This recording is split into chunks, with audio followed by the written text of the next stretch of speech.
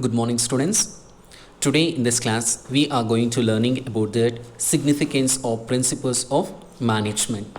From this topic, you can expect that 4 marks for the final examination. Before going to the learning about the significance of principles of management, just we'll glance about that what we have learned in the previous classes. In previous class, we have learned nature or principles of management.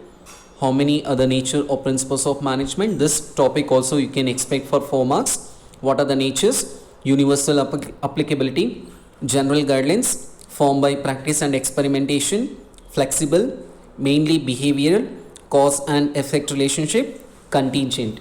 Once again, we'll just understand that nature of principles of management. First one, universal applicability. I already explained in the yesterday class. This principles of management we can apply in all types of organization. It does not matter about that only the big organization or only the small organization. This principle we can apply in all types of organization, like small or a big or a large, even in that public sector or a private sector or a manufacturing sector or a service sector. That means this principles of management we can apply in all types of organization. And point number 2, general guidelines. I already told you that given an example of best example, they have the 2 teachers in a school, but their personality or teaching method is a totally different. Why? Because of the school may issue the guidelines, that guidelines should follow that by all the teachers, and that time the total environment will be changed. This is called general guidelines. Once again, I'll repeat. General guidelines is nothing but it is the guideline to action, but it does not give a ready-made solution to the problem. And point number 3, formed by practice and experimentation. This principle, it is not only framed for the sake of managers or sake of workers. This principle has been observed. Before that they have observed, after observed they have experimented, after experimented they have practicing in the management.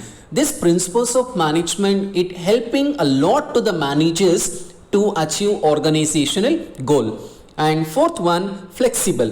Flexible is nothing but it is not a difficult or it is not rigid in the nature. That means whenever we want, we can modify it according to our situation. Once again, I'll repeat, flexible. That means principles of management are not rigid in the nature. We can change, or a manager can change according to his situation. And point number 5, mainly behavior in nature. That means this principles of management, it focused or it affected to the human beings. And next, 6th one, cause and effect relationship. That means cause and effect relationship is nothing but it can apply after applying what is the result.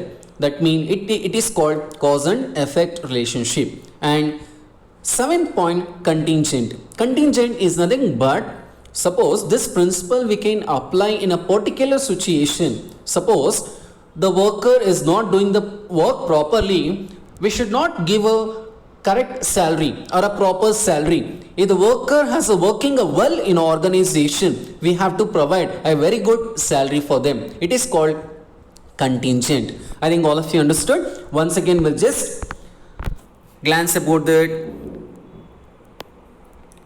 principles of management. First one is universal applicability. Second one, general guidelines. Point number 3, formed by practice and experimentation. Fourth one, flexible. Fifth one, mainly behavioral in nature.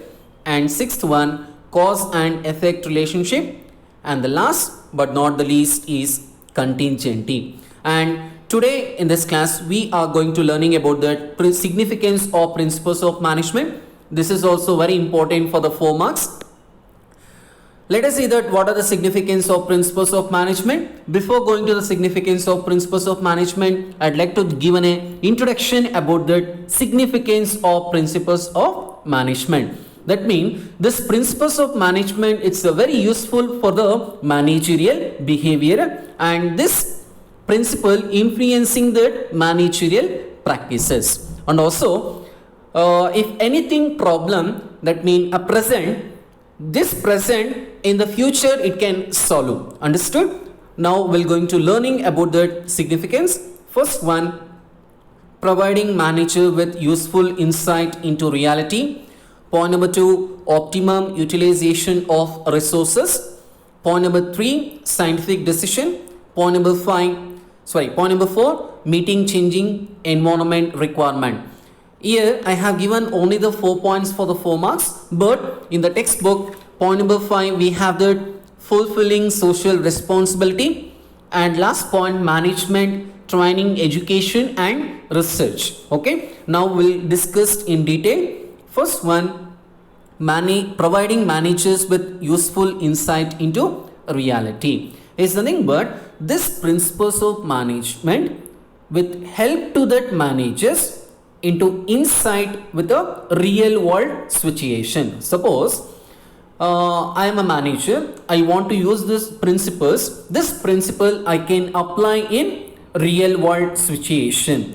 Understood? That means a manager can learn that past mistake and he can made it correct, that in the future he can save the time, with that he can increase his efficiency. I think all of you understood. First point, providing managers with useful insight into reality. Manager will applying these principles of management into the real world situation. The manager, he already learned the past mistake. He will not doing the same mistake in the future. With that he can save the time. With that time he can increase his efficiency. This is called useful insight into reality. And point number 2, optimum utilization of resources. In organization, resources, it plays a very important role. Without the resources, there is no production. Understood? That means here in resources we have the 2 kinds of resources. It's a very important to the management. One is human resources, second one material. These 2 things are limited in an organization. What we have to do? We have to use optimum, that means human and material, in a good manner or in a good or a systematic manner. It should give maximum benefit with minimum cost. Understood? That means optimum utilization of resources and effective administration is nothing but, in organization we have the resources. That resources we have to use or we have to utilize in optimum or a good manner. With that we can get maximum benefit with minimum cost. We can also apply that cause and effect relationship. I already told you that in the previous nature of principles of management, cause and effect relationship. The cause is human. That means the human will using the optimum utilization of resources. The effect is maximum benefit with minimum cost. And also we can apply the trial and error approaches. Understood? In optimum utilization of resources, we can apply the 2 things, that is cause and effect relationship and trial and error approach. And point number 3, we have the scientific decision. Scientific decision is nothing but this principles of management is not framed only that according to the manager. That means it has been observed. After observing, they have developed experiments we are applying in real situation. That real situation which gives a very more benefit to the organization. This is called scientific decisions. And fourth point, meeting changing environment requirement. You can just look at the picture that all the people in organization, they are discussing, they are sitting and discussing. What they are discussing? That means they should all that follow the general guidelines. That means if they feel the difficult in the principles of management, they can modify according to with them. With that they can reach that environment. Understood? And also I have given the example of school. That means all the students, they are not doing the homework. That means the principal, they have issued the general guidelines. that guidelines followed by all the teachers with the teachers, that means they can change the environment. Once again I'll repeat, meeting changing environment is nothing but in a management, that means the general guidelines they can modify, with that modify they can change the environment. And here that fourth point, fulfilling social responsibility, increases of awareness of public, with that the company can provide that social responsibility. I think all of you understand very well of significance of principles of management. In the next class we are going to learning about that very interesting topic, that is Taylor's scientific management. Thank you.